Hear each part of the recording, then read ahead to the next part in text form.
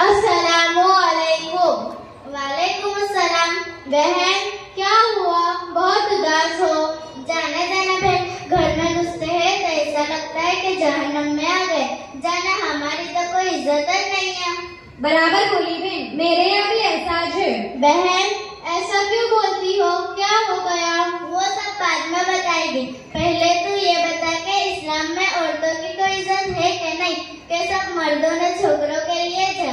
बहन इस्लाम तो सबकी जिंदगी को जन्नत बनाने के लिए आया है और ये तो इज्जत वाला मजहब है और इस्लाम तो बच्चों को भी इज्जत देने का हुक्म देता है। तो फिर हमारे घर में औरतों को गालियाँ कौन देते हैं, मारते कौन है, बात बात में जमीन में शर्मिंदा कौन करते हैं? क्या हमारी कोई इज्जत नहीं है? हाँ, हम तो जाने जानवर, गाय भैंस न बकरियां ना हो, ऐसा हमारे साथ करते हैं। अक्खा दिन हम इनके लिए मरते हैं, न फजर सामिया हमको गालियां देते करते हैं। दुकान का भी टेंशन घर में उतरते, व्यापारियों के साथ मगजमारी हो गए तो भी घर में आके कलेश कर डालते। ने ऐसा नहीं कि हम खाली मर्दों के साथ करते हुए, छोटे छोटे बच्चे भी माँ के साथ ऐसा करते हैं, जाने माँ नहीं नौकरानी हुए, सामने जवाब देते हैं और इनका बाप भी सुना करता है पर कुछ भी बोलता नहीं, जैसे इनका बाप उनको लौंडी बनाकर ना लाया हो। मेरी सास तो ऐसा बोलती है, मेरी माँ तो सगाई के दिन बहुत पराइयाँ मारती थी, कहती थी कि मेरी छोकरी को तो जात जात के खाने बनाना आते हैं। अब खबर पड़ी तेरे जात जात के खाने में तो एक का स्वाद होता है, ने रोटियां तो ऐसी बनाती है चले जेल खाने की रोटियां ना हुए। तेल के डब्बे, शक्कर, अनाज, नहाने धोने के साबुन तो एक महीना भी नहीं होता, ने खत्म कर डालती है। हाय अल्लाह, जब से छोकरी आई है तब से हमारा देवाला निकाल डाला है। ने बेचारा शौहर ने हुए चुपचाप खाना खा ले रहे तो सास उसको बोले, क्या हुआ, तेरे मुंह में जबान है कि नहीं? माँ बहन की तो बहुत भूला काटता था, ऐसा पकाने का कोई को पका के नहीं आता, अब तो नहीं बोलता, तेरे मुंह में छाले पड़ गए। फिर वो बेचारा मुर्गा फ्राई भी बोलना शुरू कर देता है।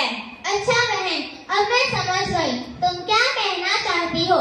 सबसे पहले इस्लाम में औरत का क्या मकाम है ये बताती हूँ, फिर सारे सवालों का जवाब दूंगी इंशाअल्लाह। इस्लाम ने औरत को क्या मकाम दिया ये जानने के लिए इस्लाम से पहले समाज में औरतों का क्या हाल था ये जानना जरूरी है। देखो बहन, इस्लाम आने से पहले औरतों को समाज में सबसे गिरी हुई नजर से देखा जाता था। औरतों से मोहब्बत करने वाले मर्द नहीं समझते थे, औरतों को कोई हक नहीं दिया जाता था। मीडिया पैदा होते ही जिंदा दफन कर दिया जाता था। फिर हमारे आका और मौला मोहम्मद रसूलुल्लाह सल्लल्लाहु अलैहि वसल्लम दुनिया में तशरीफ लाए और उन्होंने अपनी औरतों से मोहब्बत करने का हुक्म दिया और बेटियों को इज्जत वाली और अल्लाह का अनमोल खजाना बताया। आपने अपनी बेटी जनाबे फातिमा रज़ियल्लाहु तआला अन्हा से कहा, फातिमा मेरे जिगर का टुकड़ा है।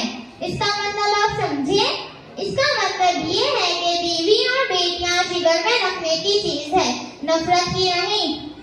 और मर्दों को आप सल्लल्लाहु अलैहि वसल्लम ने फरमाया, अपनी औरतों से मोहब्बत करो, बात बात में उनसे रूठो मत, उन्हें गालियां मत दो, उन्हें घर की नौकरानियां मत समझो।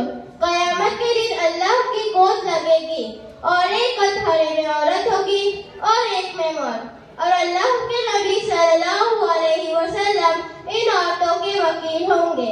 अगर ये हक पड़े फिर देखेंगे कौन अल्लाह के नबी सल्लल्लाहु अलैहि वसल्लम से जीत सकता है।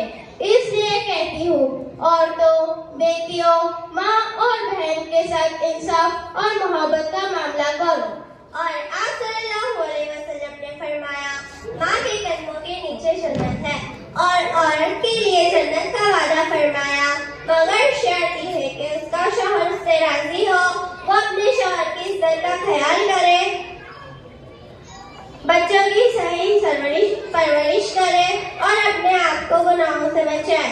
मैं एक वाक्य आपको जनाब नबी करीम सल्लल्लाहु अलैहि वसल्लम का सुनाती हूँ। एक बार सरकार दो आलम सल्लल्लाहु अलैहि वसल्लम उम्मे हबीबा रज़ियल्लाहु तआला अन्हा के घर सोए हुए थे। अचानक रात को आप बाहर निकले। उसी दौरान हजरत उम्मे हबीबा रज़ियल्लाहु तआला अन्हा की आंख खुल गई। उन्होंने देखा कि आका बिस्तर पर नहीं है, तो उन्होंने दरवाजे के बाहर इधर उधर देखा, मगर आप न दिखे तो दरवाजा बंद कर दिया। थोड़ी देर बाद सरकार सल्लल्लाहु अलैहि वसल्लम तशरीफ लाए और उन्होंने दरवाजा खटखटाया। हजरत उम्मे हबीबा रज़ियल्लाहु तआला अन्हा ने पूछा, कौन? आप सल्लल्लाहु अलैहि वसल्लम ने फरमाया, मैं मोहम्मद सल्लल्लाहु अलैहि वसल्लम। तो हजरत उम्मे हबीबा रज़ियल्लाहु तआला अन्हा ने फरमाया, कहाँ तशरीफ ले गए थे? तो आप सल्लल्लाहु अलैहि वसल्लम ने फरमाया, इस्तिंजा के लिए गया था। हजरत उम्मे हबीबा रज़ियल्लाहु तआला अन्हा के दिल में ये बात थी कि आका मेरी बारी से दूसरी बीवी के पास गए होंगे। तो आप सल्लल्लाहु अलैहि वसल्लम ने फरमाया, मैं अल्लाह का रसूल हूँ, मैं हक बात बोलूंगा। तो फौरन हजरत उम्मे हबीबा रज़ियल्लाहु तआला अन्हा को ख्याल आया कि ये मैंने क्या बोल दिया। तो फिर फौरन दरवाजा खुला। कुर्बान जाए हमारे नबी सल्लल्लाहु अलैहि वसल्लम पर, आपने गाली नहीं दी, गुस्सा भी नहीं किया, मारा भी नहीं, तलाक भी नहीं दी, बल्कि हजरत उम्मे हबीबा रज़ियल्लाहु तआला अन्हा को देखकर मुस्कुराए और चुपचाप अपनी जगह पर जाकर सो गए। आका ने इस वाक़े में ये बात बताई कि कमजोर औरत पर गुस्सा नहीं किया जाता, उसके साथ तो ऐसी प्यार भरी जिंदगी गुजारी जाती है। यहाँ तो मर्द इस बात में औरतों से रिसा जाते हैं, जाने हम मर्द न वो औरत होवे। शरीफ मर्दों की एक निशानी है कि वो अपने औरत से नाराजगी होने की हालत में भी अखलाक से पेश आते हैं, बीवी की गलतियों को भी मुस्कुराकर माफ कर देते हैं। बहन, तुम जैसा बोलती हो ऐसा तो आज के जमाने में कोई भी न करे। ये तो खाने में थोड़ा भी नमक ज्यादा पड़ जावे, मार ना पड़े पर गालियाँ तो पड़े। हाय हाय, आज का शोहर होवे तो पहले तो मारे, फिर गालियां देवे, फिर बोले चल तेरा पोटला बिस्तर भर के रवाना हो जा। अगर शौहर ज्यादती करे तो उनको समझाओ कि तुम अपनी औरत के मददगार बनो। हमारे नबी सल्लल्लाहु अलैहि वसल्लम अपने हाथों से घर के बर्तन मांजते थे, आटा गूंथते थे, कपड़े धोते थे, रोटियां बनाते थे, झाड़ू मारते थे और अपनी औरतों से हंसी मजाक करते थे। अगर शौहर अपनी बीवी के साथ ऐसी जिंदगी गुजारे तो कोई भी इस्लाम के कानून में दखल देने की हिम्मत नहीं करेगा। ये तो उस्ताद ने प्रोग्राम बताया, ऐसा हमको लिखते नहीं आता, मगर हम भी जानते हैं अब्बू अम्मी को कैसे गालियां देते हैं, छोटे भाई बहन कैसे लड़ते हैं, उनसे भी डेंजर दोनों लड़ते हैं। अगर अम्मी अब्बू भी नबी सल्लल्लाहु अलैहि वसल्लम जैसी जिंदगी गुजारे तो सारे झगड़े खत्म हो जाएंगे, न हम भी खुश हो जाएंगे। बहन, आप बराबर बोली। हम सासों से भी कहते हैं कि अपनी बहुओं से अच्छा सलूक करें, उन्हें अपनी बेटियों की तरह रखें, उन्हें गालियाँ न दें, बात बात में उनसे झगड़े ना करें। मेरी माओ बहनों, आपसे और ये सारे मर्दों से मैं कहती हूँ, हम इसे अपनी बदनसीबी समझे या महरूमी, ये वो कौम है जो जिंदगी जीने का तरीका, जिंदगी गुजारने का तरीका सिखाने आई थी। आज वो कौम खुद अपना सबक भूल गई। जब इस कौम ने हमारे नबी सल्लल्लाहु अलैहि वसल्लम के तरीके नहीं अपनाए थे, उस वक्त ये कौम यानी मुसलमान की कौम दुनिया की सबसे गुमराह, बेकार और अच्छे कामों से दूर समझी जाती थी।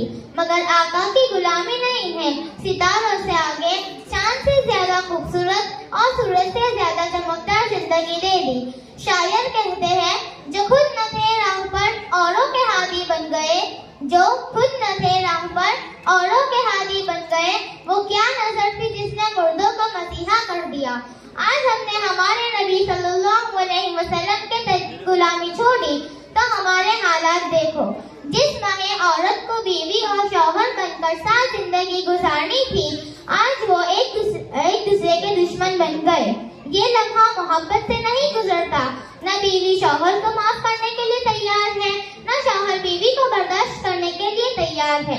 लाडले नबी सल्लल्लाहु अलैहि वसल्लम जैसा माफ करने वाला नबी मिला है, फिर भी उन मियाँ बीवी में नफरत है, तो ये बदनसीबी नहीं तो क्या है, बदकिस्मती नहीं तो क्या है। जिनकी माएँ खदीजा, आयशा, हफ्सा जैसी हो और वो अपने शौहर के साथ बदअखलाकी करे, तो ये बदनसीबी और बदकिस्मती नहीं तो क्या है। जिनके नबी ने सारी जिंदगी जिंदगी सबको माफ किया हो।